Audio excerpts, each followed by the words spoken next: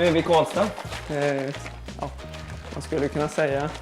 Jag tror inte jag vill säga hem, för mitt hem är Körda. Men vi är i Värmland och vi är i Karlstad och det är här jag har bott sedan ett år.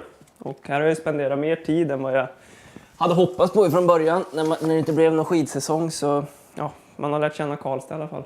Det är lite stökigt här men jag håller på och flyttar. Så imorgon då har jag en lägenhet en trappa ner.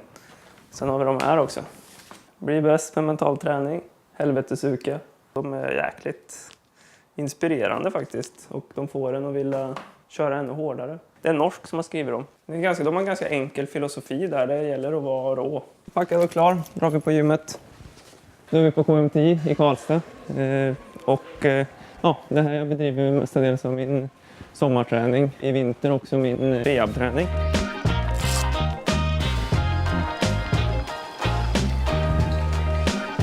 När det väl är skador i elitidrott generellt så blir det ju många frågor så här, ja, men när är du tillbaka och hur går det med rehab och sånt där. Hur har det varit för dig? Har du känt en stress av det eller är det en del av ditt yrke? Jag tycker inte jag har känt någon stress. Jag tycker jag har känt väldigt lite stress överlag under rehaben. I början är det stressigt. För då ska man landa i alltihopa. Att man ska missa en säsong och hur ska det gå nu. Och sen ger det där några veckor så är det som att ja, vad fan, då är det verkligen inte så mycket man kan göra. Då är det mer så att man går in i lite sämre perioder liksom. När det bara så inte det här så jävla häftigt då. Men sen tycker jag inte att det har varit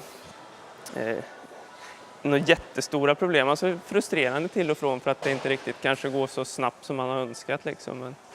Men ganska lugnt annars.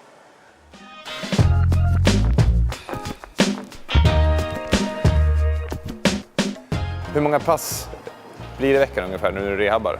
Det är inte så där ohyggligt mycket ändå, men det blir säkert 8-9 pass liksom. Många ser fram emot att komma igång med barmarkssäsongen efter en lång vinter. Men nu så blir det som... Det är tvärtom då. Jag ser ju inte fram emot sommaren. Nej. Sommaren det är alltid skönt och det är alltid skönt att känna sig i bra form i kroppen. Man har ju kört rehaben liksom för knäts skull, men det är ju också en förberedelse inför badsäsongen. Så jag känner mig ganska redo faktiskt.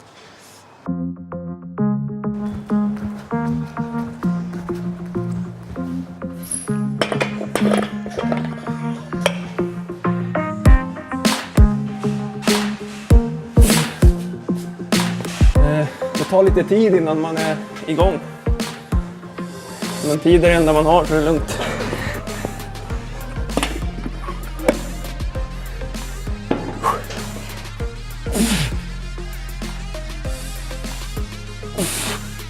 Ryggen höll den här gången också.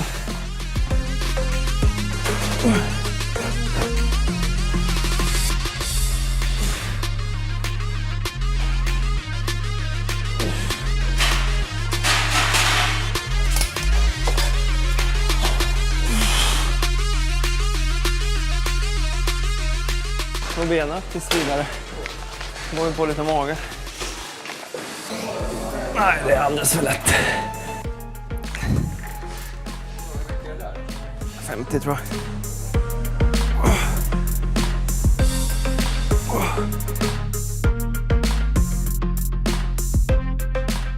En till övning närmare slutet. Lite till va.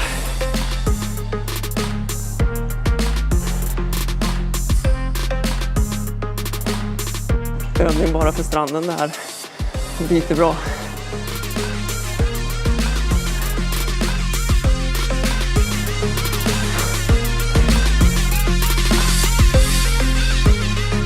Det är klart. Här är tränat för idag. Nu byter vi om för lite bowling. Så nu åker bowlingskorna på. Bowling är en materialsport va? Det är klot och skor och det är mycket som ska klaffa för att det ska riktigt lira. Innan man ens har liksom kommit till nästa. Maten, den funderar man mycket på. Alltså. Den här maten. Måste ha bra mat. Buffé. Gärna också. Det är stängt. Yes. Får vänta en timme. Ja. Ska vi ta en kaffe då? Men om vi tar det från början då. Hur kommer det sig att det blev alpin skidåkning för dig? Det har väl lirat med sport. Alltså du vet, fysisk aktivitet. Ganska bra kroppskontroll. Och sen när man har något som, alltså man har fallenhet för något, att det går någonting som går lättare, då blir det så här, då är det Så det är kul att göra det också. Så när man var liten så var det ju mycket sport. Det var fotboll, hockey och alpin. Och ja, du vet, man blir inte vald sist i lagen på skolrasterna utan kanske bland de första.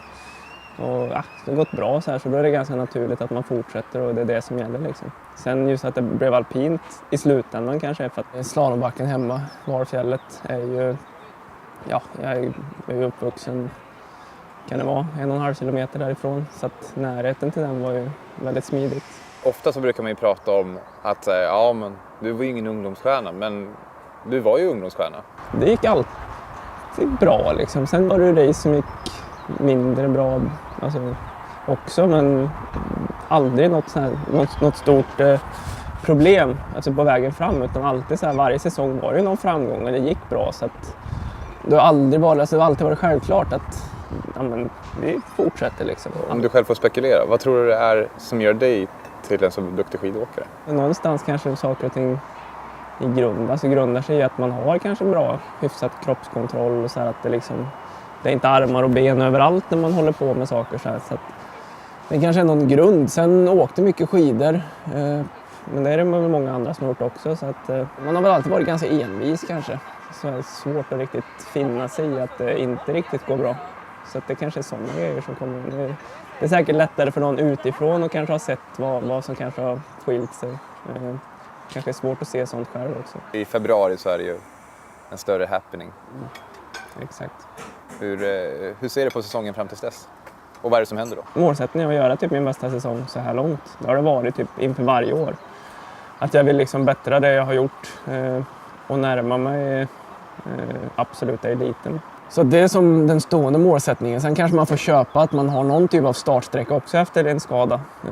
Jag hoppas inte att jag har det, men man får vara beredd på det antar jag. Så det gäller att prestera både för och faktiskt den här veckan i februari och samt Moritz VM. Världscupen betyder också så pass mycket. Speciellt för en sån som mig som inte har varit på pallen än, som inte har vunnit. Så är ju varje världscup en chans att göra något riktigt stort liksom.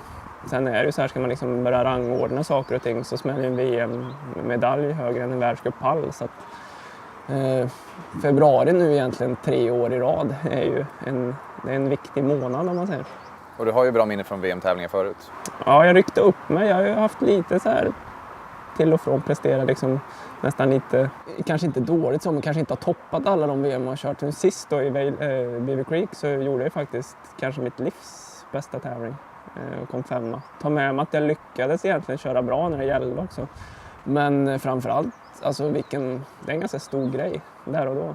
Så det är så här, får man välja sina race så ska man fan leverera på VM alltså. Blir det en annan typ av uppladdning när det är ett mästerskapssäsong eller är det samma förutsättning? Nej, som jag säger, försäsongen den ser väl exakt likadan ut. Man försöker väl på något vis toppa sig in mot VM:et. På här sidan så har det ju varit väldigt bra prestationer på slalomsidan. Det kallas för världens bästa slalomslag och sånt där. Hur tror du det kommer sig att storslalomdisciplinerna har inte haft samma utveckling? Som storslalomåkare så vill jag ju påstå att storslalom är svårare. Det brukar mest vara så en stående skämtfras att ja, Amadre, det är klart att du är bättre i slalom men det är ju lättare också liksom. Så det är inte så konstigt att det är jobbigare att liksom nå pallen i storslalom. För min del var det lite som att jag kom ingen vart riktigt. Jag åkte ju mest runt och inte fick åka 2 åk och tog inga poäng och så här. Och då var det väl som ett år till ett annat så var det som att här får vi göra något. Vi måste lägga mer krut på någonting och då, vi kör storslalom. Och så tränar vi nästan bara storslalom. Allt var liksom bara för att försöka och verkligen ta sig igenom om man säger, dörren till att etablera sig på världscupnivå. Och det funkar. Och efter det så vet man har alltid någon typ av plan om att ja men då plockar jag med de andra grenarna sen. Men sen stöter man på såna grejer som man kanske inte har räknat med. Skidbyte, såna här småstrul som inte gjorde att de kom aldrig med de andra grenarna. Så jag tror jag kan må bra om jag slalomträning till exempel. Men tävla slalom på någon hög nivå. Eller tävla någonting annat på någon hög nivå. Det tror jag liksom det tåget har gått. Nu kan vi det här. Nu drar vi och bobblar. Nu är jag pissnödig också. Fan, jag kan ju inte dricka kaffe utan att pissa ner mig alltså. Jag försöker hitta något hyfsat fräscha. 43. Där har vi dem. Egentligen vill man väl vara killen som spelar med 15 klot va? Fast man vill egentligen så slutar det med att man har en 6. En lätt liten rackare. Skulle jag bobbla som professionell så skulle jag nästan vilja ha ett limegrönt klot, tror jag. Skulle jag tycka var lite häftigt. När du står på start, hur ofta händer det att du är nervös?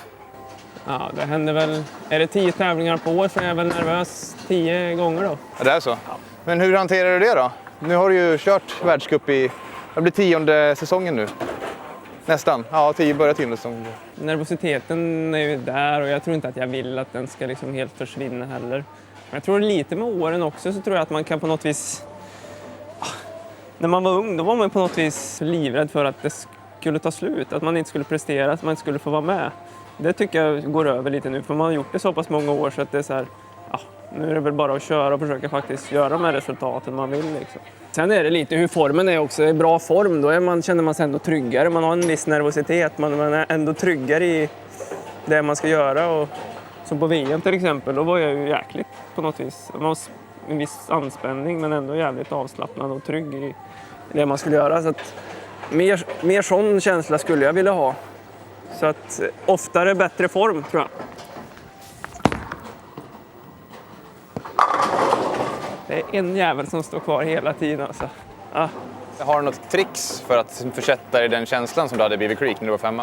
Det hela januari då gick bra. Så det var självförtroende helt och hållet skulle jag säga. Så det är väl lite dit jag vill komma också. Jag vill komma att min lägsta nivå ska vara högre och jag ska känna mig tryggare i den tror jag. Kan jag göra det då tror jag också att jag kan slappna av lite mer för varje race. Så att det är väl någon typ av idé jag har och det är väl för att hitta det tror jag att det mest är att träna hårdare, träna mer, bli bättre. Det gäller att trycka på. Du börjar bli hungrig. Ja, nu äter vi. Kosten då som skidåkare? Ja, men man tränar ju så pass mycket så man tänker ju absolut på det. Sen kanske inte jag är den som är mest utbildad i det heller, men försöker i alla fall käka bra och käka nog mycket framförallt. Då försöker man att hitta bufféer så man faktiskt får mycket valuta för pengarna.